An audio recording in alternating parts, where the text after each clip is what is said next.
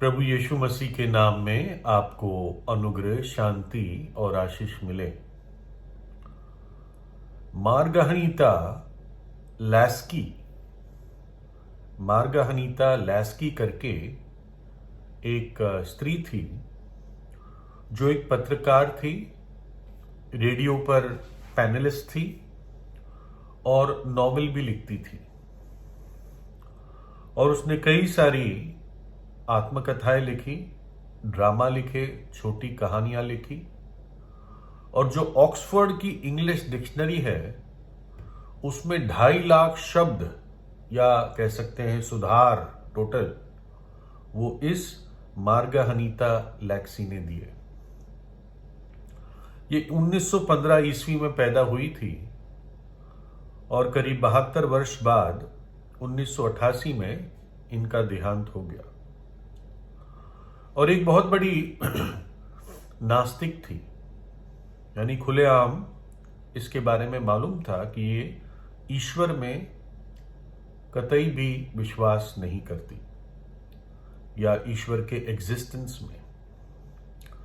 और इंग्लैंड में इनकी नॉवेल बहुत मशहूर थी और ये मानवता पे भी काफी बात करती थी। लेकिन उनका एक टीवी पे इंटरव्यू हुआ था उनके मरने से पहले 1988 में ही। और एक लोग बताते हैं कि एक अचंभित बात उन्होंने कही और उन्होंने उस टीवी इंटरव्यू में ये कहा कि मुझे यीशु मसीह के विश्वासियों से कुछ ईर्ष्या होती है क्योंकि उन्होंने क्षमा प्राप्त कर ली है और मेरे पास कोई नहीं है जो मुझे क्षमा कर सके। मेरे पास कोई नहीं है जो मुझे क्षमा कर सके। वो एक मशहूर हॉस्पिटल में मरी और मरने का कारण था कि सिगरेट पीने के कारण, बहुत पीने के कारण इनके लंग्स, इनके फेफड़े खराब हो चुके थे और उनके पति और बच्चे तब जीवित थे। और एक बात अजीब लगती है कि क्या ये जो मिस लैस्की थी, क्या इनका घमंड था?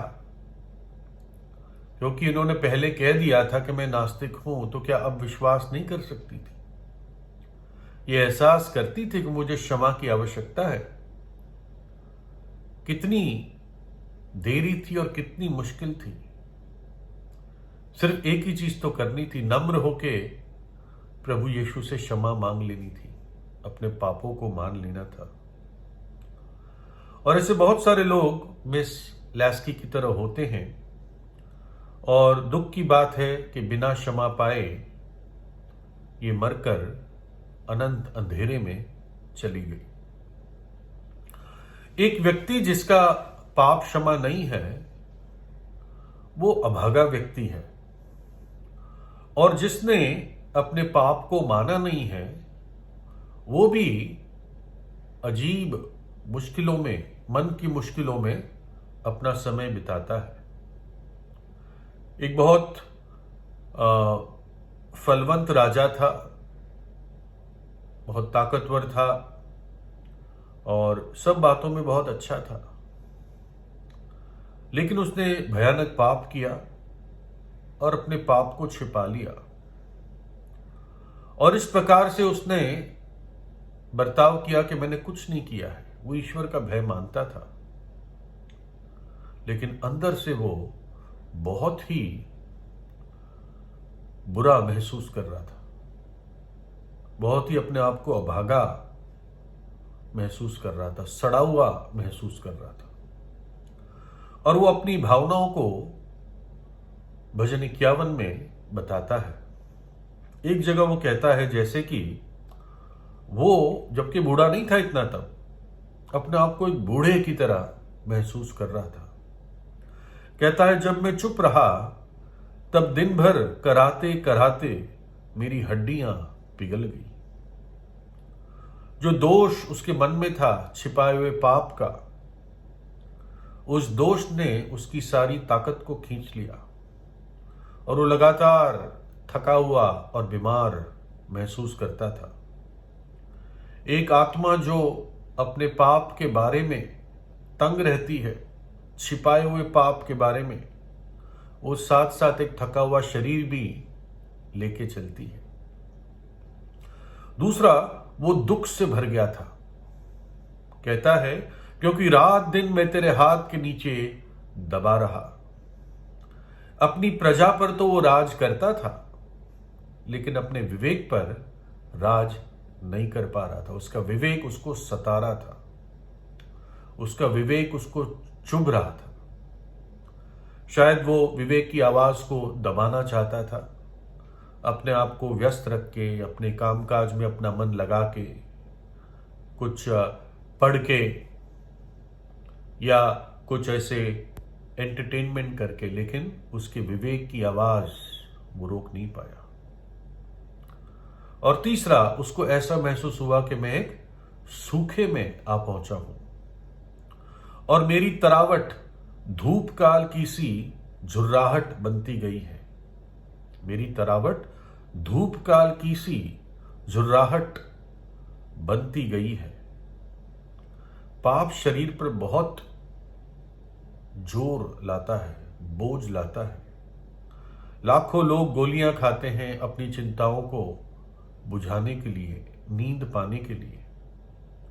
और दोष ही है, मन में जो छुपा हुआ दोष है, वो बहुत सारे लोगों को मेंटली, मन से उनको बीमार कर देते हैं, दिमाग से बीमार कर देते हैं और उनको आत्महत्या करने के लिए मजबूर करते हैं। एक साइकेट्रिस्ट, मनोचिकित्सक कहते हैं कि अगर सिर्फ मैं, जो मेरे मरीज है, अगर उनको बस ये समझा दूं या इनको ये अनुभव दे सकूं कि इनके पाप क्षमा हो गए, तो 75% ठीक होकर अगले दिन मेरे अस्पताल से चले जाएंगे। इतना लोगों के मन में दोष के साथ दुख जुड़ा हुआ होता है। पाप की कीमत बहुत ऊंची है। और किसी ने कहा कि दोष, पाप के कारण जो मन में दोष है, वो एक ऐसा तोहफा है जो देता ही जाता है। और वचन बताता है कि पापियों का मार्ग कड़ा होता है।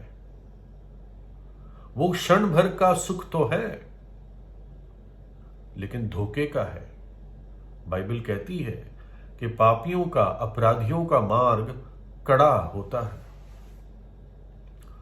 और सबको ये भेद, क्षमा देने का और क्षमा प्राप्त करने का, सबको ये रहस्य नहीं मालूम है। कई संस्कृतियों में भी ये भेद लोग नहीं जानते। बहुत सालों पहले की बात है, जब लॉ एंड ऑर्डर ऐसा नहीं होता था जब जैसे आज होता है दुनिया में, कि पुलिस होती है और बाकायदा सारे रूल्स रेगुलेशंस होते हैं, है ना। तब अपने अपने ही कबीलों में, अपने अपने छोटे से समाज में लोग अपने नियम से चलते थे। तो इस शंघाई की बात है, एक धनी व्यक्ति था कैंटोन में। कैंटोन जो उस समय की शहर था, वो आज का ग्यांगजू है, चाइना में। और उसके 2 बेटे थे। और अब बड़ा बेटा ये चोरों और जुआरियों के साथ दोस्त हो गया और अपना हिस्सा इसने खराब कर दिया, खर्च कर दिया, तो घर से इसको भगा दिया। और ये बहुत गरीब हो गया और इसने एक चोरों की मंडली को ज्वाइन कर लिया, चोरों के साथ हिस्सेदार बन गया। और फिर बाप के घर में ही उसने डाका डाला या चोरी करने गए और उसके पैसे का जो थैला था या जो डब्बा था वो चुरा लिया। लेकिन वो पकड़ा गया और फिर जब जिस भी जेल में था, वो उस समय की जैसी भी जेल होती होगी, तो बाप ने अपने एक भरोसेमंद सेवक को उसके पास भेजा और उसे कहा, देख तेरा जीवन पिताजी सुधार देंगे अगर तू माफी मांग लेगा और लौट के आ जाएगा। तो सेवक ने उससे बात की, बहुत ही दुर्दशा में था बड़ा बेटा, और उसे कहा, देख तुझे बदलना है तो अभी समय है, नहीं तो कभी नहीं है। तो बड़ा बेटा मान गया। उसने सोचा कि चलो अब ठीक ही हो जाता हूं। बाप के घर लौटा और बड़े आनंद के साथ उसको वापस ग्रहण किया गया। बड़ी दावत भी रखी गई कि बेटा आ गया। बाप बेटे के बीच में दरार खत्म हो गई।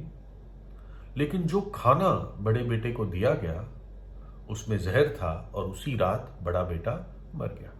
बाप ने ही उसको मार दिया, सारी बदनामी और चोरी के कारण। और ना बाप को कोई सजा हुई, क्योंकि जैसे मैंने बताया वहां पे इलाके इलाके के अलग अलग रूल थे और बेटे या बच्चे बाप की ही संपत्ति माने जाते थे और वो उनके साथ जैसा चाहे कर सकते थे। तो इसलिए बाप ने उसको मार दिया।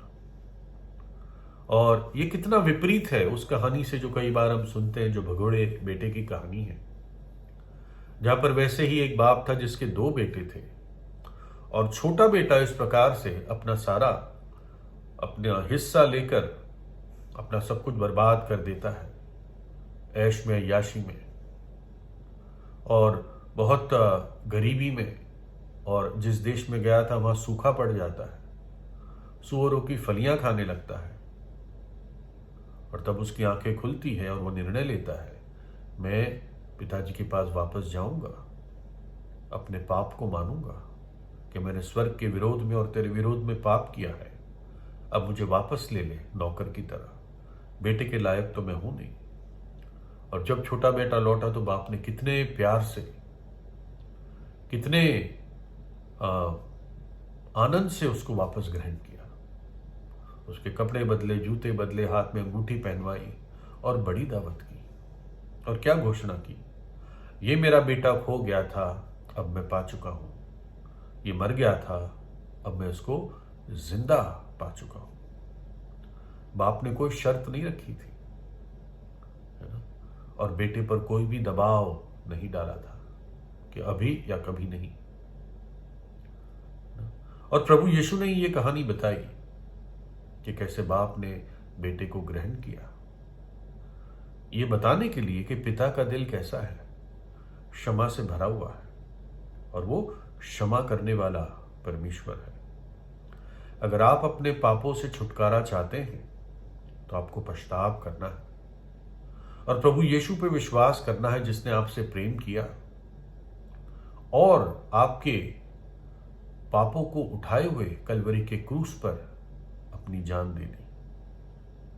उसने दुख उठाया, अपना लहू बहाया और अपना प्राण दे दिया। वो पवित्र लहू जो हमारे पापों को शुद्ध करता है, जब एक पापी पश्चाताप करके विश्वास करता है। वो तीसरे दिन जी उठा और आज युगानुयुग जीवित है। जीवित परमेश्वर है, वो मरा हुआ नहीं है, जीवित है। इसलिए आज आप उससे प्रार्थना कर सकते हैं, उसको अपने हृदय में बुला सकते हैं और पापों की क्षमा पाने की अद्भुत आशीष अनुभव कर सकते हैं और धन्य हो सकते हैं। प्रभु यीशु आपको आशीष दे।